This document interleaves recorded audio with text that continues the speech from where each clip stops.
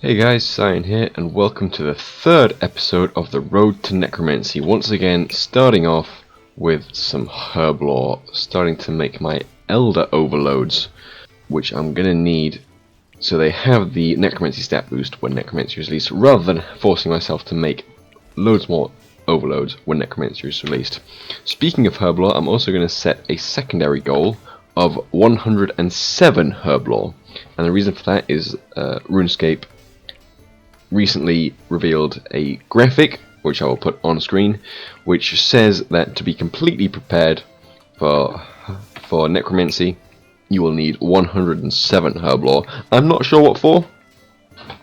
An old graphic said extremes, but I don't think that was correct.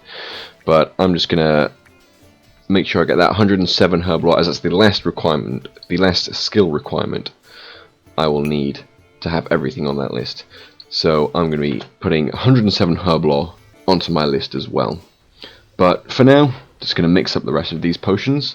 Then that will tick off another thing, and then we'll carry on with everything else. And with that, we've now got 504 Elder Overloads. So I'm going to tick that one as complete.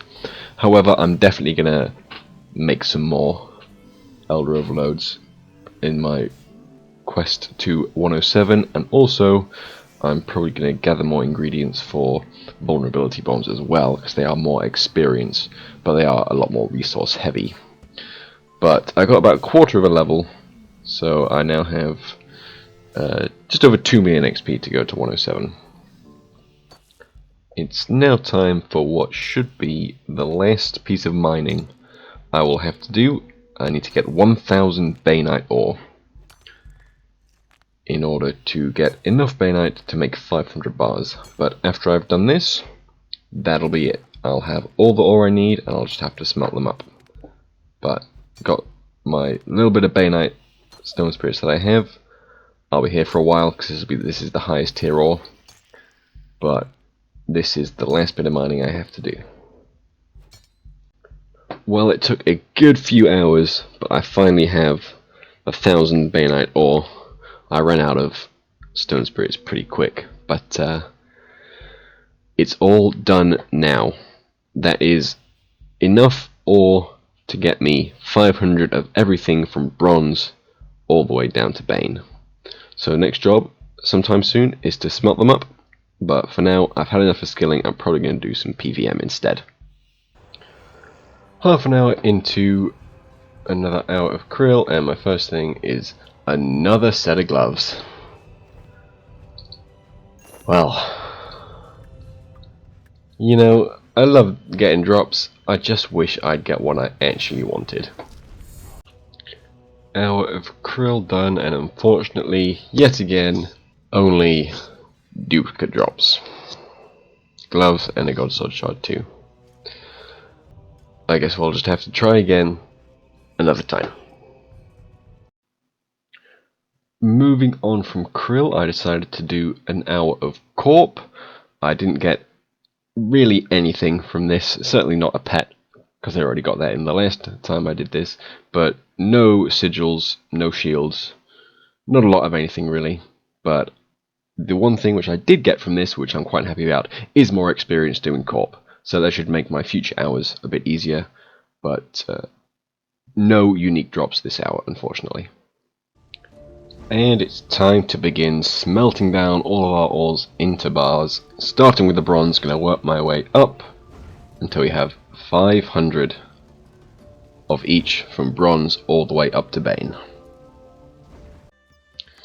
That's another lot of spring sheared wool done.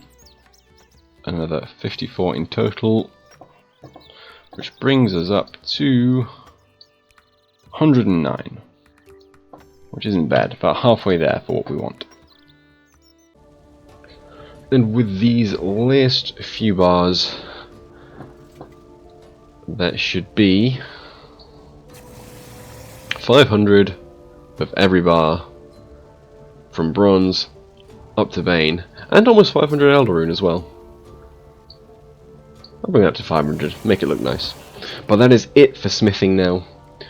We can tick that completely off the list and focus more on getting some boss drops and some bone drops as well. In the middle of another hour of Krill, and I get the next unique I need, the Boots of Subjugation. That's very nice. Now we only need the gown, and then we have the full set. Another drop, but also another dupe. It is a Hood of Subjugation, which I'll take, because that's a good few mil. So I guess I can't complain that much. But still waiting on that gown. Well, it's that time again where we're going to be exchanging all of our last rolls. We got 14,323 this time, which should get us 143 parcels, and we'll see what kind of stuff we can get from that. First, let's see if we get any golds, but we don't. We got 4 large, 86 medium, and 53 small. Let's see what we get. Well, not a huge amount this time. A good part of bones, a decent amount of Dagonoth dragon, big bones, and baby dragon bones. Got a couple dragon king bones and 1 frost dragon bones as well. Plus another 170 buckets of slime, which is nice. And another 870 pure essence, but we already had enough of that anyway.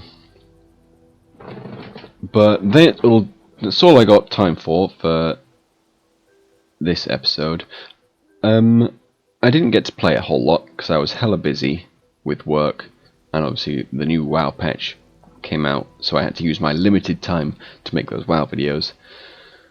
And it's going to look at that for the next week as well. But after that, we should have a nice week leading up to the week of the release of Necromancy. So hopefully I'll be able to get another couple of goals complete. The one I want to complete the most is the subjugation set. But as we just saw, I'm only the gown away. I'm only 1 piece away.